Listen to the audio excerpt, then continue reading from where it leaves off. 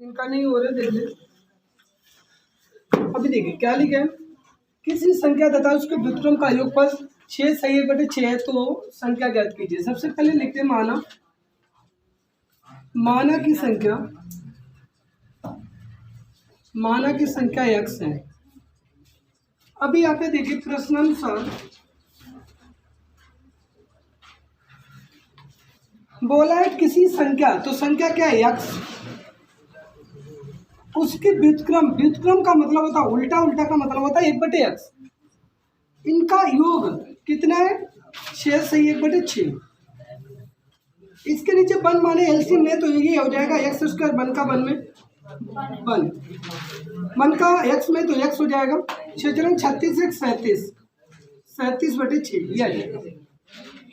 अभी 6 का गुना इधर और वन में तो 6x स्क्वायर और 6 का वन में तो 6 हो जाएगा। इसका इसमें तो क्या हो जाएगा बराबर में 37x। ये इधर आएगा माइनस का 37x और प्लस का 6 बराबर 0। अब ये गुणनखंड करने के लिए आप करेंगे इसका इसमें गुणा तो कितना हो जाएगा 36। और कल वाली बात को ध्यान करें, ये प्लस यहाँ भी प्लस है तो ये क्या आएगा प्लस, अर्थात ये 37 जोड़ने में मिलेगा। तो 37 जोड़ने पर कब मिलता है 36 + 1 बराबर 37 और 36 से 36।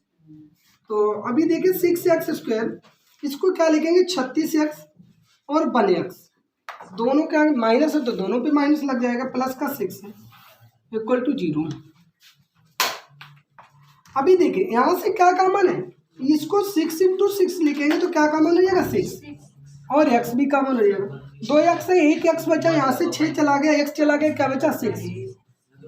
अभी देखिए यहाँ पे माइनस का बचा है तो यहाँ पे प्लस है तो क्या चिन्ह लेंगे माइनस का कॉमन, x - 6 हो जाएगा बराबर 0। x - 6 और क्या हो जाएगा 6x - 1 इक्वल टू 0। यहाँ से x - 6 इक्वल टू 0 हो जाएगा एंड 6x - 1 इक्वल टू 0। ये इधर जाएगा तो x इक्वल टू क्या हो जाएगा 6 और यहाँ से आ जाएगा 6x इक्वल टू 1 और x इक्वल टू हो जाएगा 1/6। तो यहाँ से आपका ये वैल्यू आ चुकी है x की। इन्हीं को मूल भी बोला जाता है अल्फा और बीटा। देखिए दो क्रमागत धन पूर्णांकों के वर्गों का योग इतना दिया है, केवल इसको समीकरण द्वारा व्यक्त करना है, आगे हल नहीं करना है। दो क्रमागत तो आप लिखेंगे माना दो क्रमागत धन पूर्णांक। आप इस चीज को ध्यान से सुने कि दो क्रमागत धन पूर्णांक, इसका मतलब होता है अगर एक 15 है तो दूसरी क्या आने वाली 16 नहीं आएगा, क्या आएगा 15 + 1 आएगा। तो दो धन पूर्णांक, एक x है व दूसरा क्या हो जाएगा x + 1 है, एक जुड़ेगा। जब दो क्रमागत बोला जाएगा तो एक जुड़ जाएगा। अभी क्या होगा, अभी लिखेंगे प्रश्नानुसार लिखेंगे और आप देखिए क्या लिखे पूर्णांकों के वर्गों का योगफल। वर्गों का योग मतलब एक संख्या क्या है x इसका वर्ग और एक संख्या क्या है x + 1 इसका वर्ग और योग कितना है 221। अब इसका तो सही है, इसका करेंगे तो x स्क्वायर + 1 का स्क्वायर और प्लस 2ab वाला सूत्र लगेगा x × 1 बराबर 221। यहाँ से ये बन क्या हो गया 2x स्क्वायर, 1 का तो 1 रहेगा और ये प्लस का 2 × 2 2x हो जाएगा। ये इधर आएगा तो माइनस की 221 बराबर 0। यहाँ से अगर आप हल करेंगे 2x स्क्वायर और यहाँ से ये देखो एक चला गया तो क्या बचा प्लस का तो पहले 2x लिख ले और ये माइनस की 220 बराबर 0। अभी केवल एक काम करना है कि यहाँ से 2 2 का भाग जा रहा है सब जगह, 2 × 2 2 × 2 और 1 1 0। तो यहाँ से मेरा समीकरण मिल गया x स्क्वायर और प्लस का 1x और क्या मिला 110 बराबर 0। अभी आपको इसके हल वैसे तो गुणनखंड करने नहीं थे, यही आंसर पूछा था समीकरण द्वारा व्यक्त करें, लेकिन अगर मैं बोलूं तो करिए। यहाँ पे क्या लिखा माइनस का 110, मैंने बोला मान ज्ञात कीजिए, यहाँ पर क्या लिखा 1 अब वन कब आता है, पहले बात यहाँ पे क्या लिखा माइनस, तो ये वन कैसे मिलेगा, घटाने पर। अब घटाने पर वन कब मिलेगा, सीधी सी बात है, जैसे अगर 10 से 11 से 10 घटा तो मिल गया 1 और 11.110। अब चिन्ह देखें कैसे आएंगे, यहाँ पर प्लस तो बड़ी संख्या प्लस, छोटी संख्या माइनस, और x बराबर क्या आ जाएगा, चिन्ह बदल दीजिए माइनस, और यहाँ पे क्या आ जाएगा प्लस, बस हो गया, ये x की वैल्यू आ गई। बाकी नहीं, मैंने हल इसलिए नहीं की क्योंकि यहाँ तक पूछा गया था। अगर मैं आपको बताऊँ आप हल करना चाहते हैं तो माइनस की 11 प्लस का 10 निकलेगा। अब माइनस की 11 नहीं निकल सकता, हम लोग कौन सी संख्या लेंगे, प्लस वाली। तो एक संख्या अगर 10 है तो दूसरी क्या होगी 11, है ना। हाँ बस यही है। देखिए इसको हल कीजिए तो x² प्लस 4x प्लस 2 = 0। यहाँ से आपको केवल ये करना है, सीधी तरह चाल लगाना, क्योंकि यहाँ पे 2 है और 2 × 2, और जब भी यहाँ पे इससे संख्या कम आ जाएगी तो गुणनखंड पॉसिबल नहीं, इसलिए सीधी तरह चाल लगाएंगे। ये आपका A, ये आपका B, ये आपका C, लगाएंगे सीधी तरह चाल, सीधी तरह चार विधि। सीधी तरह चार विधि क्या होती, तो x = होता माइनस का b plus minus √ b² minus की 4ac अपान में 2a। x = होता माइनस का, देखो ये माइनस का 4 है तो माइनस का 4 ही रहेगा, प्लस माइनस √ b का मतलब होता है 4 का वर्ग माइनस की 4 × a का मतलब 1 हो गया, c का मतलब 2 हो गया, नीचे हो जाएगा 2 × 1, x = हो जाएगा माइनस की 4 और प्लस माइनस √ 4 का वर्ग 16 माइनस की 4 दूनी 8 हो जाएगा, नीचे हो जाएगा 2 × 2, x = हो जाएगा माइनस की 4 प्लस माइनस ये हो जाएगा √ 8, नीचे हो जाएगा 2।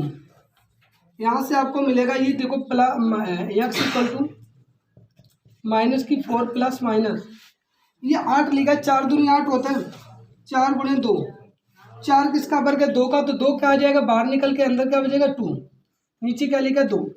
अभी तो कोई इतना बताते तो 2 × 2, 2 दूना 4, 2 × 2, x बराबर क्या हो जाएगा माइनस की 2 प्लस माइनस √ 2। यहाँ से आपका आंसर निकल आया। प्लस चिन्ह लेंगे तो प्लस चिन्ह जब लेंगे तो x बराबर हो जाएगा माइनस की 2 प्लस का √2, और माइनस चिन्ह लेंगे तो क्या लेंगे x बराबर माइनस की 2 माइनस की √2, ये आंसर आ जाएगा।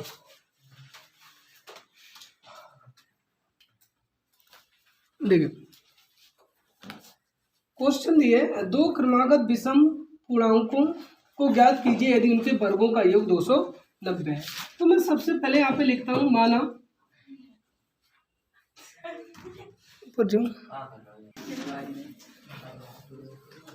देखिए हम लिखेंगे माना कि क्रमागत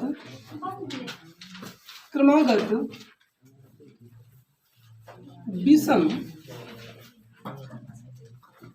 पूर्णांक 2x + 1 व 2x + 3 है। अब मुझे आपको केवल यही समझाना है कि मैंने 2x + 1 2x + 3 क्यों लिए, इस चीज़ को समझिए एक बार। यहाँ पर मैं नंबर लिखता हूँ 1 2 3 4 5 6 7 8 9, इतने ही लिखता हूँ। चलो अगर मैं ये बोलूँ तो ये क्या होता है पूर्णांक, और वो भी कैसे धन पूर्णांक। अगर मैं बोलूँ विषम धन पूर्णांक, विषम धन पूर्णांक क्या होंगे इस बात को समझना, 3 5 7 9 यही होंगे। हमसे ये बोला गया कि बताइए कि दो क्रमागत विषम धन पूर्णांक ज्ञात कीजिए। हमने ये माना कि दो क्रमागत विषम धन पूर्णांक ही है। अब मैंने ये क्यों माना और क्या यही उचित मानना है या नहीं, इस चीज को समझे। पहले एक संख्या में दूं सम, मैं आपसे ये पूछूं कि सम संख्या होती क्या है, तो आपका केवल एक ही जवाब आना चाहिए कि जो 2 का मल्टीपल हो। जो संख्या 2 के मल्टीपल में हो वो संख्या हमेशा कैसी होगी, सम। बोला मल्टीपल क्या होता है, मैं ये कह दूं कि जिस संख्या में 2 से भाग चला जाए, ऐसे कर लो, जिस संख्या में 2 से भाग चला जाए वो कैसी होगी, सम। या यूं कह लें कि जिस संख्या के गुणनखंड करने पर, क्या गुणनखंड करने पर हमको कौन सा एक गुणनखंड मिल जाए, 2। अगर हमको एक गुणनखंड 2 मिल रहा है तो वो संख्या कैसी होगी, सम।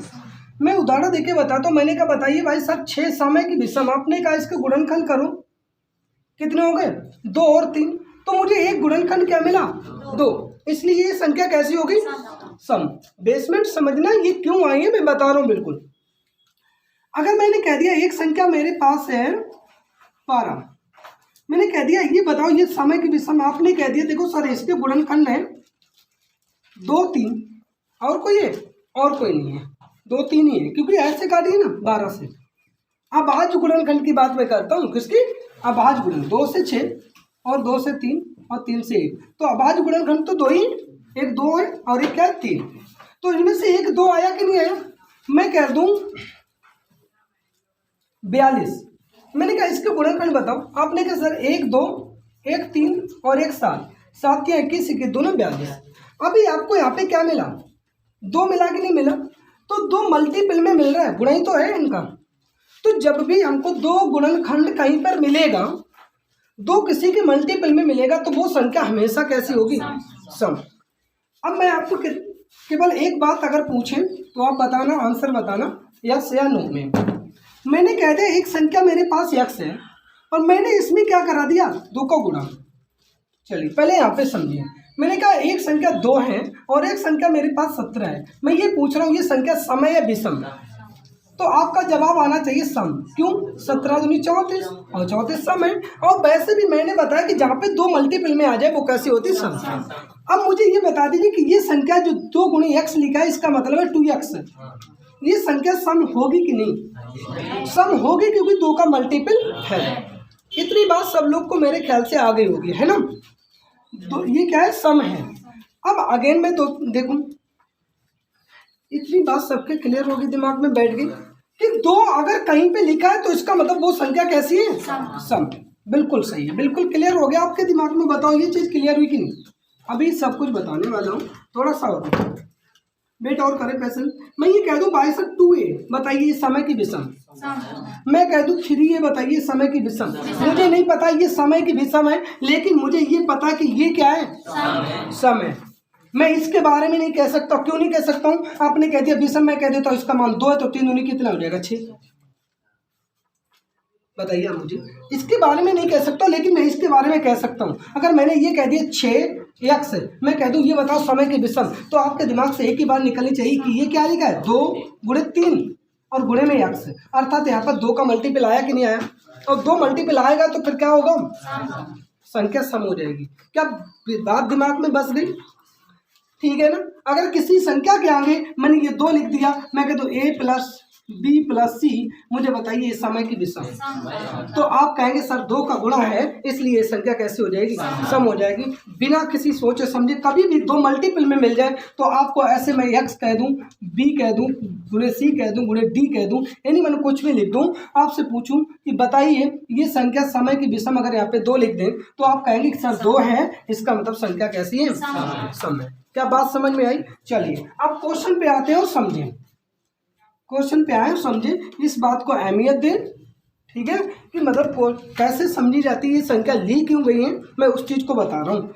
अब देखिए मैंने कहा भाई साहब ये बेटा एक बात सुनना मेरी बात, अभी मैंने 1 2 3 4 5 6 7 ऐसे संख्या लिखी थी कि नहीं लिखी।